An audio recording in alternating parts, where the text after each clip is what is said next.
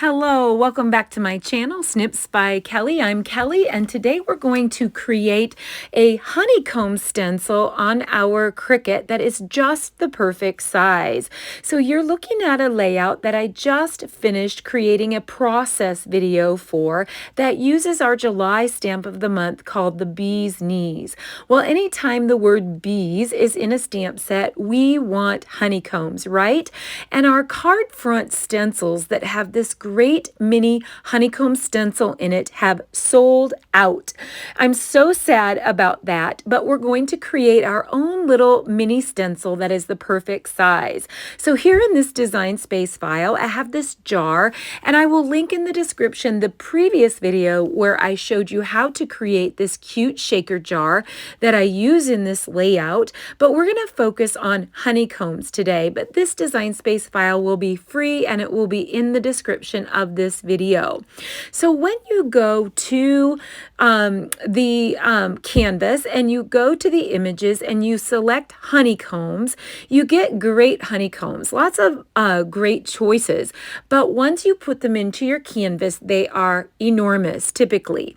Now, yes, you can hit the right corner and you can resize that and make that smaller, but to get the perfect dainty little honeycomb like what is in our stencil and what I used on my layout, once you make it that small so that the honeycomb is the right size, the overlay is so tiny and a little too delicate for when you cut. So when you want to use it as an overlay and a stencil on the background pages of your layout, it's not big enough or it's too flimsy. So you can see here when I get this as tiny as I want it to be, because how it is over there on the left is the one that I created that I used or that could be used on the layout that was the right size. It's way too tiny, so you can see how tiny they are. So what we're going to do is put two of those together so they're touching. Select both of those, hit the combine menu and hit weld. Now those two pieces are welded together. We can duplicate those again by hitting right click and duplicate, or we can hit the plus sign. We can put those on that and we can select those again, hit the combine menu and weld those together. And we can do this together, or we can do this over and over all night long. We can make it as big as we want to, and then it's easier to handle and it's the perfect, adorable, cute size so that those honeycombs don't overwhelm your page because they're so large. So I did do a video on how to slice out of backgrounds to make cute overlays. That's the same way that you make stencils.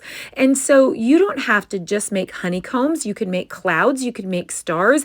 Anything that you cut out of a shape, such as a square or a rectangle, will make a great stencil. Now you can cut these stencils out of acetate depending on the kind of maker that you have, the kind of Cricut that you have, or you can cut it out of cardstock and get quite a few uses out of that. So check out this process video that I just posted on how to recreate this layout, or you can also get this kit for free when you qualify for my Stamp of the Month bonus kit, and I will link how to do that in the description as well.